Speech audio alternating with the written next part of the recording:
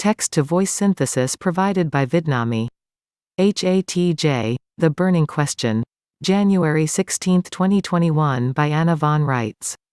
This burning question involves the life and times of Heather Ann Tucci-Jaraff, the creator of OPPT and one of the members of the Paradigm Project, and why she is in jail. The Paradigm Project was a spin-off of an agency investigation into the same world-spanning interlocking trust directorate that Dutch statistical analysts discovered, and which Karen Hudes has repeatedly exposed.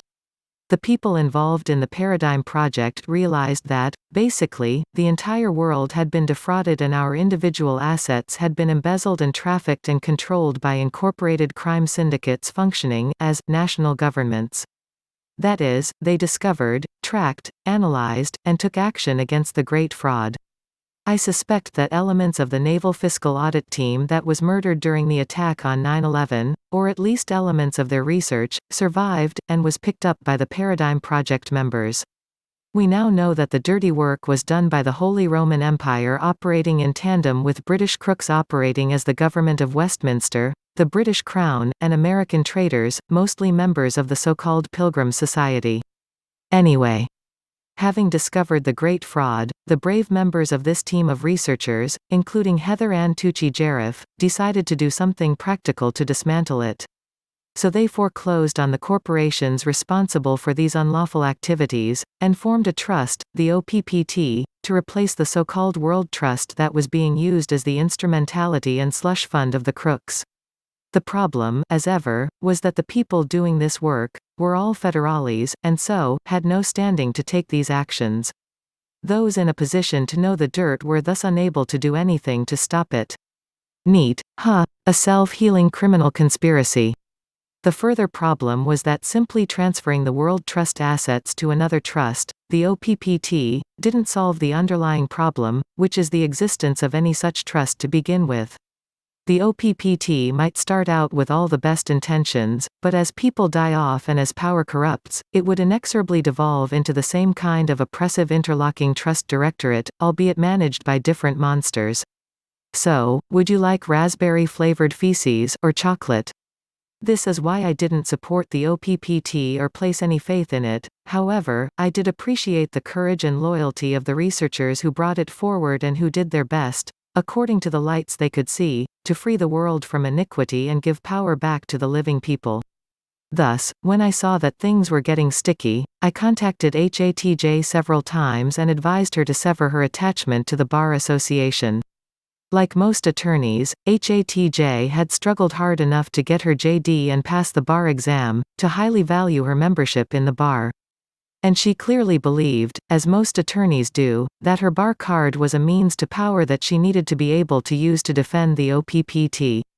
I, however, knew that as an attorney she lacked the standing to do what she was trying to do, and that she would inevitably get into trouble and be charged with insubordination, though she would not be told as much. Instead, they'd come up with other charges and try her for insubordination just the same.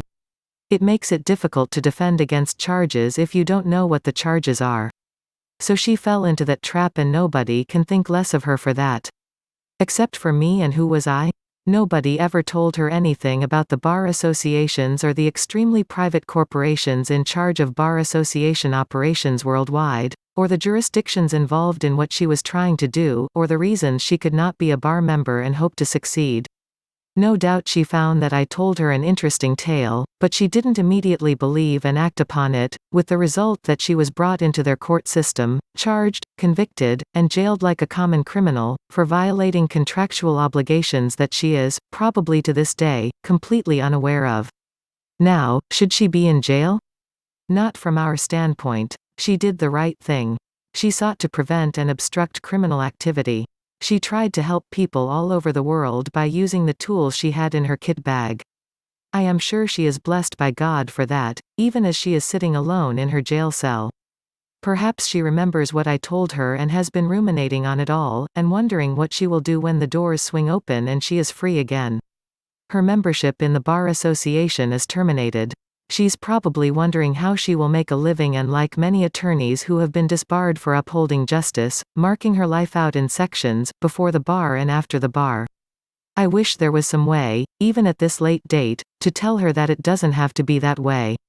She can be a counselor of law and doesn't need to be a bar attorney. In fact, she can't be a bar attorney and follow her heart, which is firmly rooted in the cause of justice. Instead of letting this be a public rumination about the suffering and unjust imprisonment of HATJ, let it be a warning and call to other members of the bar associations around this country, both the U.S. Bar and the American Bar Association, to rethink their assumptions and their loyalties. If you are a Tory and believe in British supremacy at any cost, go on living your life as a British shipping clerk in the Merchant Marine Service, because that is what a bar attorney is, and what they actually do: ship cargo back home to Britain as privateers. And bar attorneys do the same thing, only for the Pope. If you are an American, or anyone else with other values, there is no reason to join the bar associations in the first place.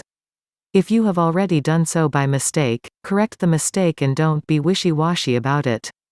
Just sever the voluntary implied contracts that bar membership confers upon you, and function as a counselor of law instead.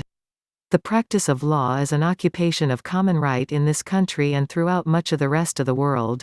The bar associations have a self-regulated monopoly on one small, profitable jurisdiction called Special Admiralty, the realm of privateers operating under letters of marque.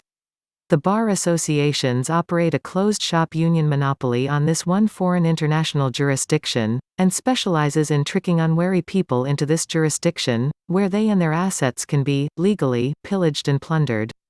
And that is all that the bar association matrix is actually about: utilizing and protecting this one narrowly defined jurisdiction, operating the King's Bench in favor of the King, and getting a fat kickback for doing so. If that's not who you are and not what you want to be doing, get out of the bar associations as quickly as you can. Flee Babylon. There are very stiff international penalties waiting for privateers and inland pirates operating without valid credentials, and since 2013 that is exactly the position of all U.S. bar attorneys and all American bar attorneys, too. Pope Francis cut you all free and made you responsible for your own actions via his motu proprio, and as it is his authority which underlies the King's authority to operate the King's Bench, that goes for the British Special Admiralty system, too.